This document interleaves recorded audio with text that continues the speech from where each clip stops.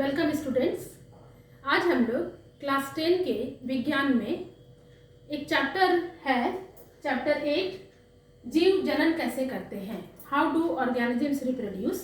उसी के अंतर्गत एक यूनिट है पुष्पीय पौधों में लैंगिक जनन, sexual reproduction in flowering plant. उसी को डिस्कस करने जा रहे हैं, जिसके अंतर्गत सबसे पहले हम लोग एक फूल के बारे में पढ़ेंगे, जो कि एक इम्पॉर्टेंट क्वेश्चन हो जाता है। एक फूल के विभिन्न भागों की चर्चा करें।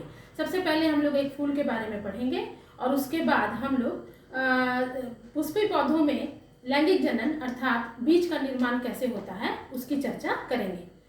बेटा, इस टॉपिक को अच्छे से समझने के लिए आइए हम लोग सबसे पहले एक फूल के विभिन्न भागों का अध्ययन करते हैं। यहाँ पर आप देख रहे हैं कि मैंने एक उड़हुल का फूल लिया है। उड़हुल का फूल इसलिए बेटा कि हम लोग क्लास 9 में ही पढ़ चुके हैं कि जितने भी आवृतबीजी हैं वो फूल देते हैं। आवृतबीजी अर्थात एंजियोस्पर्म। आप जितने भी पौधे, पेड़ पौधे अपने आसपास देखते हैं वे सब आवृतबीजी कैटेगरी में आते हैं और वो फूल देते हैं। ये उड़हुल का फूल है और इसी का डिस्क्रिप्शन हम लोग यहाँ पर करने जा रहे हैं। आप देख रहे हैं कि मैंने डंठल से फूल को पकड़ा हुआ है। फूल के डंठल को पुष्प तंतु कहा जाता है और इंग्लिश में इसे पेडिसिल कहते हैं। ये बेटा ये अभी आपको लाइव डिसेक्शन दिखाया जाएगा फ्लावर का, और इसी का डायग्राम बोर्ड पर बना हुआ है। आप देख रहे हैं कि मैंने फूल के डंठल को पकड़ा है, स्टॉक ऑफ द फ्लावर जिसे कहते हैं, और फूल के डंठल को पुष्प तंतु या पेडिसिल कहा जाता है। फिर आप उड़हुल के फूल में देख रहे हैं कि ठीक इसके बेस पर कुछ हरे पत्तियों जैसी संरचना उपस्थित होती है। ये पत्तियों जैसी संरचना जो आप उड़हुल के फूल के बेस पे देख रहे हैं, ये पत्तियों जैसी संरचना है बेटा, इनको बाह्य दल कहा जाता है और इंग्लिश में इसे सेपल कहा जाता है। ये फूल का पहला भाग है, बाह्य दल या सेपल। फिर आप देख रहे हैं कि इस उड़हुल के फूल में यहाँ पर जो मैं भाग आपको दिखला रही हूँ ये दल कहलाते हैं और इंग्लिश में इन्हें पेटल बोला जाता है। हर फूल में ये जो दल है या पेटल है इनकी संख्या अलग अलग हो सकती है। चूंकि यहाँ पर हम लोग उड़हुल के फूल का डिस्क्रिप्शन देख रहे हैं तो आप देखिएगा कि एक दल, दो दल, तीन दल, चार दल, पांच दल, यानी इस उड़हुल के फूल में, इस फ्लावर में 5 पेटल उपस्थित हैं। अब आता है तो फूल का दूसरा भाग कौन सा हो गया? दल, जिसे इंग्लिश में पेटल बोला जाता है। हम लोग सभी के घर में मोस्टली उड़हुल के फूल उपस्थित होते हैं। उड़हुल के फूल के बारे में और विस्तृत से जानकारी लेने के लिए आप इसके टिप पर देखेंगे कि बहुत सारी ऐसी संरचना है जिसमें ऊपर का भाग जो है पीला है और नीचे एक तंतु लगा हुआ होता है। ये बेटा ऊपर का भाग जो है वह परागकोश कहलाता है और जो स्टॉक है, जो तंतु है, उसको इंग्लिश में फिलामेंट बोलते हैं। और ये परागकोश जो ऊपर का भाग है और जो नीचे का तंतु फिलामेंट, ये दोनों मिला करके पुंकेसर कहलाते हैं। पुंकेसर फूल का नर जननांग होता है। फिर जब आप इस उड़हुल के फूल को देखेंगे बेटा तो आपको उड़हुल के फूल में ऊपर में 1, 2, 3, 4, 5 कुछ वेलवेटी अपीयरेंस या स्ट्रक्चर नजदीक आते हैं। ये वेलवेट जैसे स्ट्रक्चर जो है ये बेटा ये वर्तिकाग्र कहलाते हैं, जिसको इंग्लिश में स्टिग्मा बोला जाता है। और स्टिग्मा से जुड़ा हुआ स्टाइल होता है या वर्तिका होता है और उसके नीचे बेस में एक पोर्शन पार्ट पाया जाता है जिसको अंडाशय या ओवरी कहा जाता है। मैंने यहाँ पर उड़हुल के फूल का डिसेक्शन तैयार करके रखा है। आप देख रहे हैं कि 1, 2, 3, 4, 5 उड़हुल के फूल का डिस्क्रिप्शन चल रहा है तो इसी के बारे में जानकारी दी जा रही है।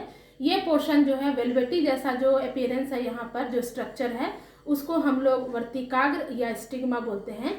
एक सफ़ेद तंतु जैसी संरचना है जिसको कि स्टाइल बोला जाता है या वर्तिका बोला जाता है। और ठीक इसके बेस पे आपको दिखाई देगा कि कुछ फूला हुआ भाग है जो कि अंडाशय या ओवरी कहलाता है। और ये 3 स्ट्रक्चर वर्तिकाग्र, वर्तिका और अंडाशय ये आपस में मिल करके स्त्री केसर का निर्माण करते हैं। स्त्री केसर को इंग्लिश में गायनेशियम बोला जाता है, जो कि पौधे का चौथा भाग है। आपको 3 भाग बताया गया है, एक बार रिवाइज करा देते हैं। पहला भाग हम लोग जो है वो बाह्य दल या सेपल के बारे में जाने। दूसरा भाग जो है वो हम लोग दल या पेटल के बारे में जाने। तीसरा भाग जो है हम लोग पुंकेसर या एंड्रोसियम के बारे में जाने, जो नर जननांग है। और चौथा भाग जिसको हम लोग वर्तिकाग्र, वर्तिका और अंडाशय को मिला करके स्त्रीकेसर बोला जाता है, गायनेशियम, जो पुष्प का चौथा भाग है, ये मादा जननांग है। आप जब बोर्ड पर देखेंगे तो आपको यहाँ पर फूल का चित्र, पुष्प का चित्र बनाया हुआ है और जो डिस्क्रिप्शन आपको फ्लावर के डिस्क्रिप्शन के साथ दिया गया उसी का लेबलिंग फूल में किया गया है।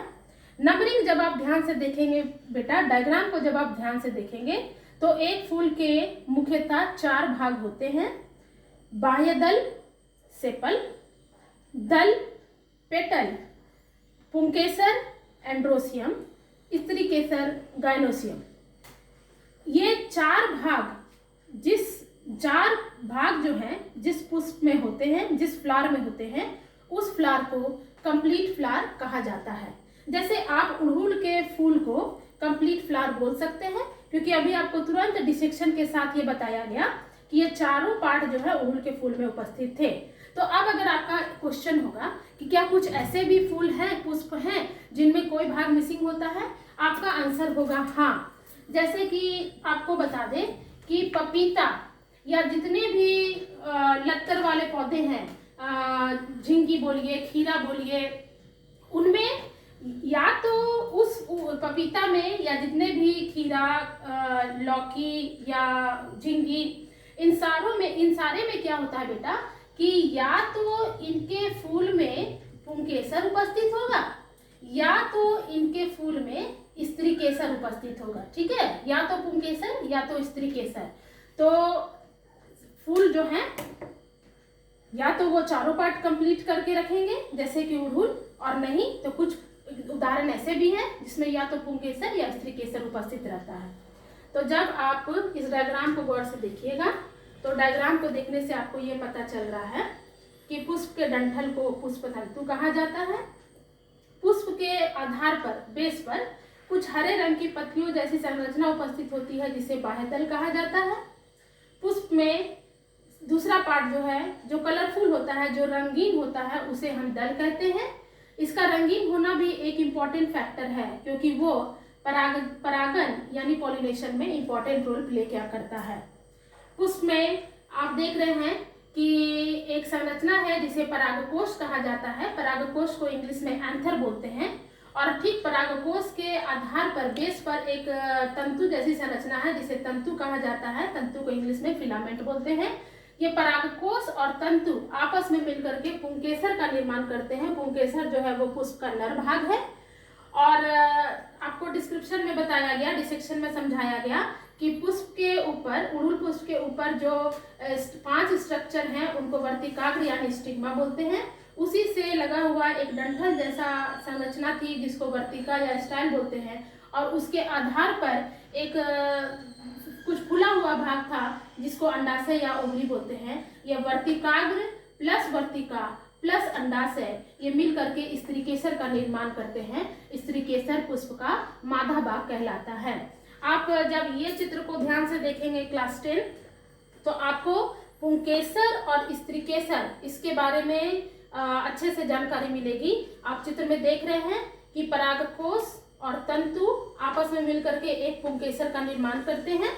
और एक चीज बता दें कि परागकोश के अंदर परागकण पाए जाते हैं। परागकण जिसको हम लोग पॉलन ग्रेन भी बोलते हैं, इसका बड़ा महत्व है बीजों के निर्माण में।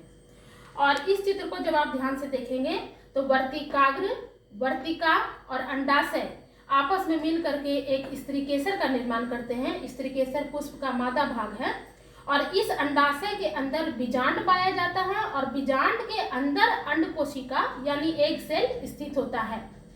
यहाँ पर पॉलन ग्रेन और यहाँ पर एग, ये दोनों का बड़ा इंपॉर्टेंस हो जाता है बीजों के निर्माण में। बीज का निर्माण जरूरी है क्योंकि उसी से हमारे नए पौधे